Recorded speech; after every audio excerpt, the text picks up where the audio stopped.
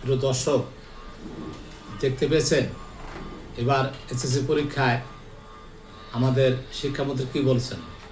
সে বলছেন যে যেমন লেখাপড়া করেছেন তেমন ফল পেয়েছেন।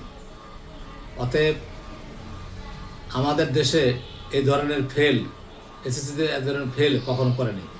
কারণ সময়ের যুগ অনুপাতে ছেলেদের লেখাপড়া, ছেলে মেয়েদের লেখাপড়া আরও উন্নত হওয়ার কথা, আরও অ্যাক্টিভ হওয়ার কথা। সেখানে কই তাদের সেই লেখাপড়া কোথায়? এখন এই যে হিমলেশন হইতেছে, বাপ মায়ের হিমলেশন, যারা ছাত্রছাত্রী তাদের হিমলেশন, কারণ তারা লেখাপড়া না করে চেয়েছিল লাডে পাস করার জন্য। তারা চেয়েছিল যে সারাদিন মোবাইল দেখে সময় পাস করে তারা সাকসেস হবে, কিন্তু সে আশায় ঘুরে বালি। এখন থেকে যদি আপনারা ঠিকমতো পড়াশোনা না করেন এবং যারা গার্ডিয়ান আছেন তারা যদি ছেলেমেয়ের দিকে বাবারে 1 থেকে এসএসসি পর্যন্ত শাসন ক্ষমতা কার কাছে? আপনার কাছে আছে, আপনি শাসন করতে পারবেন। এসএসসি পার হয়ে কলেজে গেলে তখন শাসন ভার আপনি থাকবে না। কিন্তু 1 থেকে ক্লাস 10 পর্যন্ত এই শাসন ভার যারা গার্ডিয়ান আছেন তারা যদি এই দায়িত্বটি না নেন তাহলে আপনার সন্তানের অবস্থা এমনই হবে এবং তারা লাডে ফেল করবে। দেখেন এবার যে ফেলের সংখ্যা, অকৃতকার্যের সংখ্যা অনেক বেশি, যা বাংলাদেশে কখন ঘটেনি। এই যে 59%, 71 এগুলো ছিল আরও অনেক আগে। কিন্তু দেখেন এখন নিয়মটা এরকম হয়েছে, কারণ আপনি যদি ভালোভাবে পড়াশোনা না করেন তাহলে আপনি জিপিএ গোল্ডেন 5 দূরের কথা, ফেল করতে কষ্ট হয়ে যাবে। কারণ ফেল বলতে 2 বিষয়ে ফেল না, দেখা যায় অনেকে 7-8 বিষয়ে ফেল করে বসে আছে, এবং বহু ছাত্রছাত্রী আছে। তাহলে এই এসএসসি পরীক্ষায় কৃতকার্য হওয়ার জন্য গার্ডিয়ানদের বলছি, আপনার মোবাইলটি কন্ট্রোলে আনেন।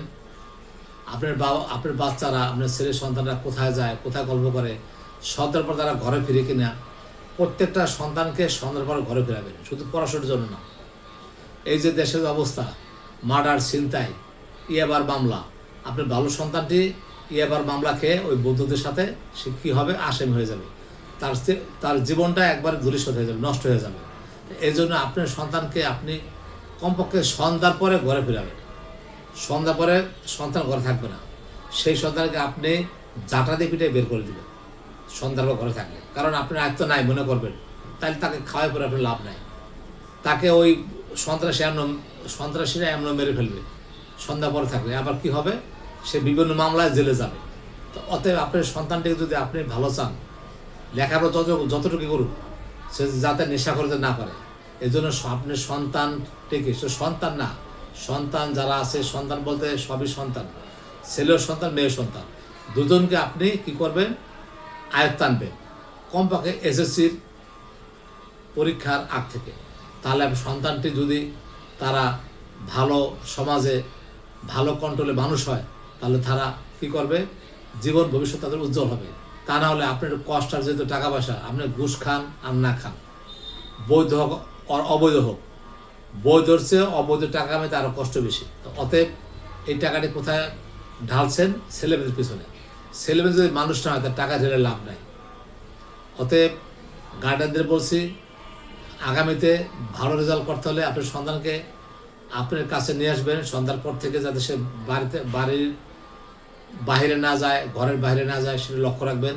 নাম্বার 2, সে মোবাইলটিকে একটু টাইম করে দিবেন যে তুমি সারাদিন 2 ঘন্টা মোবাইল চালাবে। এই ধরনের যদি আপনি একটু কন্ট্রোল আনতে পারেন তাহলে আপনার সন্তান মানুষ হবে। আর না হলে কিন্তু আপনার সন্তান গোল্লায় যাবে। আমি সৈয়দ মাহবুবুর রহমান, মুন্সিগঞ্জ থেকে। আল্লাহ হাফেজ। ভিডিওটি লাইক, কমেন্ট করে শেয়ার করে দিবেন।